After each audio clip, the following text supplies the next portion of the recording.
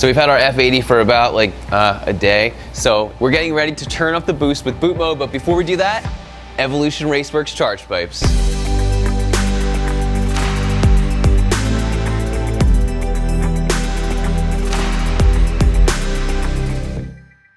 Hey, this is Brian. Thanks for watching Kies Motorsports. If you like our videos, give us a thumbs up. Make sure to subscribe and check us out at KiesMotorsports.com. That is right. Today we are going to be installing these ceramic-coated Evolution Raceworks charge pipes on our BMW F80 with the S55 motor. Now, one of the most problematic parts on BMWs that have turbos are, well, BMW's charge pipes. For whatever reason, probably for heat and cost, they decided to make these out of plastic. And I can't tell you how many calls we've received with F30s, with F80s, F15, all these different cars that have turbos, where the customer broke their charge pipe under stock boost pressure. Now, the other day, Chris and I, who's right over there, flew down to Tennessee and we drove this car 14 hours home. We were ready to actually flash the car with boot mode in the parking lot, but I was a little nervous with these charge pipes, so we decided against it. So today, one of the first mods we're going to do after Chris did the start-stop button yesterday, we're going to replace the charge pipe and we're going to flash it and get this car properly tuned. The first thing we need to do is we need to remove the carbon strut brace as it interferes with what we need to do. So to do that, we're going to start by removing this plastic panel and the one on the other side. So take a 10 millimeter. There are these plastic nuts, just like on the F30. You twist them counterclockwise 90 degrees. Then there's a little push pin. All you do is pull out the middle. You don't need any special tools. You can do it with a pair of pliers or so. Pop that out. Okay, lift this up and set it out of the way. Then once you've done that, do the exact same thing on the other side. Next, there is a little push pin over here. We've already loosened this one, a little hard to get to. So pull that out. Now what we're going to do is remove the 10 millimeter right here that attaches the carbon strut to the coolant tank. Next, what you need to do is grab a 13 millimeter, and you will notice that there are a series of 13 millimeter bolts. There's 3 in the back on both sides, and then just 1 in the front on each side. So at this time, remove all of those bolts.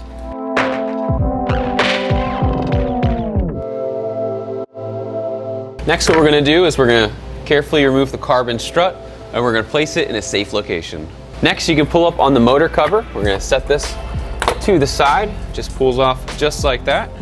Now that we have the carbon strut removed, what we need to do is we need to remove just this one side of the intake. So let's start by removing the mass airflow sensor. So to do that, just press down on this little tab. If it gives you any trouble, you can just lift the little tab up from the underneath, and it'll pop right off, just like that. After you've done that, you can loosen this. I think the dealer forgot to tighten it when they last changed out the filters. So if yours is tight, which it should be, you can loosen that, and then once you've done that, you can just pull that off, and this entire thing will pull straight out. Just make sure you're not snagging on any hoses or anything. Once you've done that, there is another hose clamp down here. This one was actually tight. All right, so once you've done that, you can pull this piece off and set it to the side.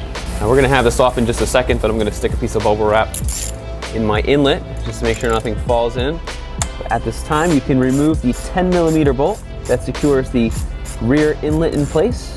I'll pull that out, and then the inlet just pulls right up. It's super easy to remove, just like that. Next, what you need to do is grab an E10. We're going to release the 2 bolts that secure the bottom of the charge pipe. That's what it's going to look like. And then while we're down here, we're going to do the exact same thing to the front one.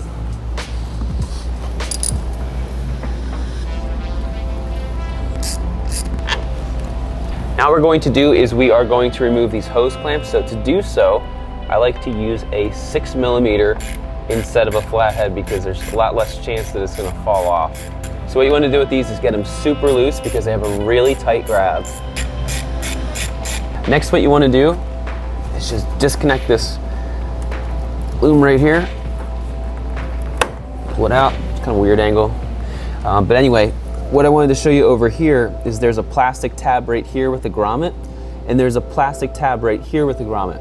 If you go to pull your charge pipe off and you go straight back, what's gonna happen is this is going to crack off. So what you wanna do is we're gonna carefully lift this up just a little bit. You might need to wiggle it, and that's gonna slide it off there. And then what I like to do is just kind of rotate and pull it straight off just like that. So same thing on this side. Once again, just lift up, make sure that this clears,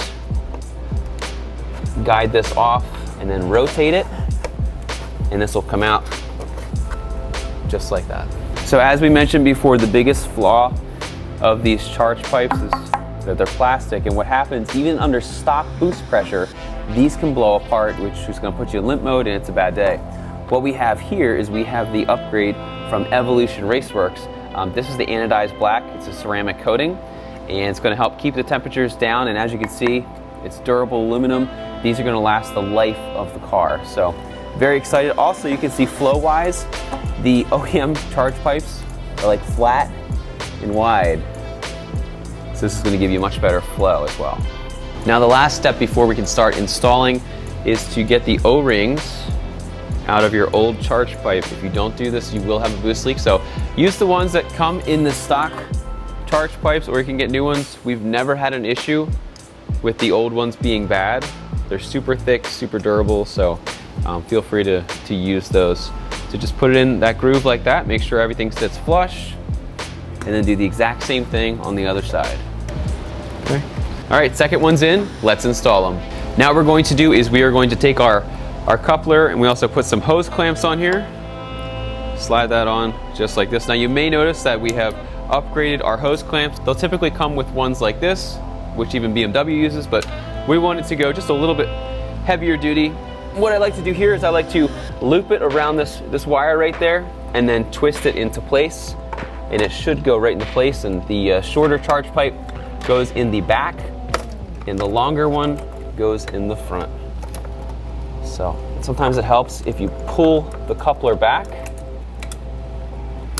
get everything positioned where you want it, including getting the charge pipe seated on the turbo. Let's press it down. And then what you can do is you can just slide your coupler onto your charge air cooler.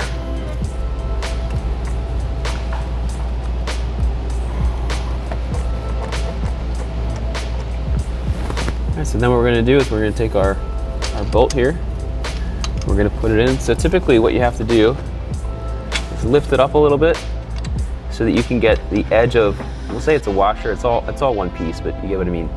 You wanna get it into this groove. So sometimes you have to lift it up. That's why we didn't tighten down the top yet. Then you wanna make sure that you can hand thread this in. Then what you can do is you can tighten this down to the turbo. Now if your Torx bit is a little bit tight on there, that is pretty normal. I don't wanna nick the black at all, so what I'm doing is I'm using an 8mm open-ended wrench, and you can't turn it very far, maybe an 1/8 or 1/16 at a time, but just tighten it up, and this way you won't nick the paint or anything. Now what you can do is tighten your hose clamps down. Now if you are using the T-bolt style like I'm going to be using in this video, make sure that you don't have them facing up, because what can happen is it could hit your hood. So I like to have it so it's horizontal and out of the way. And you can do the other side. Okay. Now we're gonna do the exact same thing. On the other side, we're gonna slip this on the turbo, make sure that these clamps are rotated in the correct orientation. And just carefully pull that down.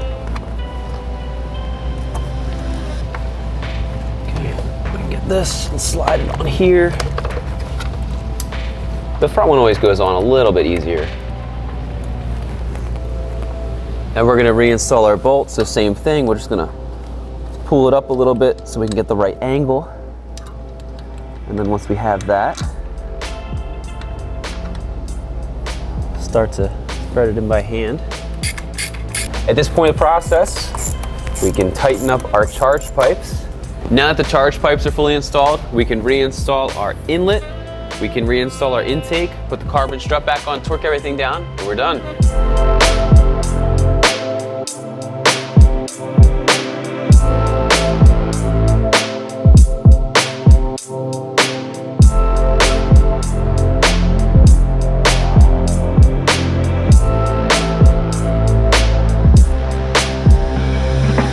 Now what you can do is torque everything down to 28 Newton meters. Now BMW does recommend to replace these bolts, but we're probably gonna have them off tomorrow. So we're just gonna wait to replace them.